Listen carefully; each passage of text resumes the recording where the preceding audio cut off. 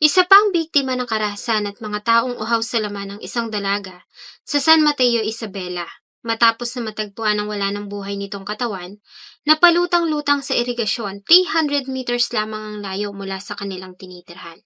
13 anyos na babaeng grade 8 student ginahasa, pinatay at itinapon sa irrigation canal sa San Mateo, Isabela. Sa pagsusuri ng soko, lumalabas na pinalo siya ng matigas na bagay sa ulo. Saka itinapon sa irrigation canal di kalayuan sa kanilang bahay. Ano ang nangyari sa biktima? At sino kaya ang walang puso na bumaboy at pumatay sa walang kalaban-laban na si Princess Diane Corpuz? Bago ko po ipagpatuloy ang ating kwento, sa mga bago po sa channel ko at nais sa mga ganitong klase ng kwento ng krimen na nangyayari sa loob at labas ng ating bansa ay maaari pong pakipindot ang ating subscribe button at notification bell para ma-notify kayo pag may mga bago tayong upload na videos. October 27, 2020, ng pasado alas 10 ng umaga, nang makatanggap ng report ang tanggapan ng kapulisan sa Isabela tungkol sa natagpuang wala ng buhay na katawan ng isang babae sa irigasyon sa barangay Bella Luz, San Mateo, Isabela. Nang magtungo sila sa lugar, ay dinatnan nila ang kalunos-lunos na kalagayan ng biktima, na agad din namang kinilala na ang grade 11 student na si Princess Diane Corpuz. Si Princess Diane Corpuz, o mas kilala sa tawag na Ces, ay pinanganak noong March 16, 2007 sa Isabela. Nag-iisa itong babae kaya naman talagang tinuring itong prinsesa ng kanyang mga kuya. Bata pa lang si Princess ay taglay na nito ang pagiging masiyahin. Sabi nga nila ay ito ang babaeng hindi nagsasawang tumawa. Simple lang ito manamit at tanging ang malalim nitong dimple ang kanyang palumuti sa kanyang bilugan at maamong mukha.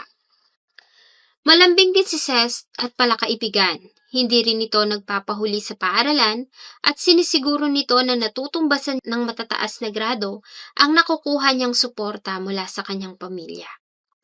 Ang masayang pamilya nila Princess ay una nang sinubok ng sunod-sunod na mga pagsubok. Iniwan sila ng kanilang ama na sumama sa ibang babae. Ang kanya namang ina ay nagtungo sa Australia para mag-alaga ng mga apo na anak ng kanyang nakatatandang kapatid na doon na naninirahan. Si Princess naman ay naiwan sa kanyang kuya na nasa Isabela. Ayon sa kapatid ni Ces, noong October 26, 2020 ng alas 2 ng hapon, ay umalis silang mag-asawa para pumunta ng bayan dahil sa schedule ng prenatal check-up ng kanyang asawa na noon ay nagdadalang tao. Naiwan si Princess mag-isa sa bahay dahil sa may ginagawa itong module. Hindi pa masyadong nakaka-recover ang ating bansa noon sa pandemya. Gabi na nang makauwi sila ng bahay. Pagdating, ay nagtaka sila dahil nagkalat ang gamit sa loob at hindi nila makita si Princess. Sinubukan pa siyang hanapin ng kanyang kuya subalit nabigo ito na matagpuan ang kapatid. Lumipas ang magdamag at walang princess ang umuwi sa kanilang bahay. Hanggang sa matanggap nila ang isang masamang balita na natagpuan ng wala ng buhay na katawan ng kapatid sa irigasyon 300 meters lamang ang layo mula sa kanilang tinitirhan. Nang iahon sa tubig ang katawan ay wala silang nakitang sugat, wala itong suot na pang-ibabang kasuotan, kaya una nang hinala ng mga pulis ay biktima ito ng panggagahasa. Agad na isinailalim sa medical legal examination ang katawan at base sa resulta ay positibo na ito ay ginahasa. Maliban dito ay lamog at may pasa din ito sa ulo na sanhi ng pagkakahampas ng matigas na bagay. Ang nangyari kay Princess ay mabilis na kumalat sa social media at sa Isabela. Sa pangunguna ng Municipal Office ng San Mateo ay nagawa nilang makalikom ng halaga na ibibigay na reward money sa kung sinong makakapagbigay ng information sa nangyari. Ang dating 100,000 ay nadagdagan pa mula sa mga concerned citizens at umabot ito hanggang 235,000. Agad na nagsagawa ng investigasyon ng kapulisan ng Isabela. Sa ginawa nilang pagtatanong ay may ilang mga testigo ang lumutang at nagbigay ng kanilang salaysay tungkol sa huling tao na nakita nilang pumasok sa bahay kung nasaan ang biktima bago ito makitang wala ng buhay. Noong una ay hindi agad na pinangalanan ng mga investigador ang 2 persons of interest na mga kamag-anak din ng dalaga. Pinagsupinan nila ang mga ito noong January 2021 bagamat itinanggi ng dalawa na may kinalaman sila sa pagkamatay ni Princess. Ganun pa man ay kinuhaan ng dalawa ng DNA samples na maaaring gamitin para ikumpara sa DNA na nakita sa katawan ni Princess at sa crime scene. Ayon sa Soko, ay maaaring pinasok ang biktima sa loob ng kanilang bahay kung saan ito ginahasa, subalit nanlaban ito, base na rin sa magulong mga gamit, kaya doon na ito hinampas ng mga suspect ng matigas na bagay sa ulo.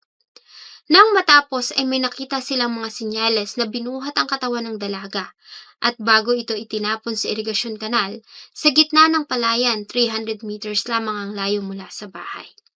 Sa nakalap na ebidensya at salaysay ng mga witness, ang dalawang persons of interest ay una nang sinampahan ng kasong panggagahasa at parricide. Ang dalawa ay may pagkakataon pa para magpasa ng kanilang kontrasalaysay kaugnay sa pagkakaugnay nila sa krimen.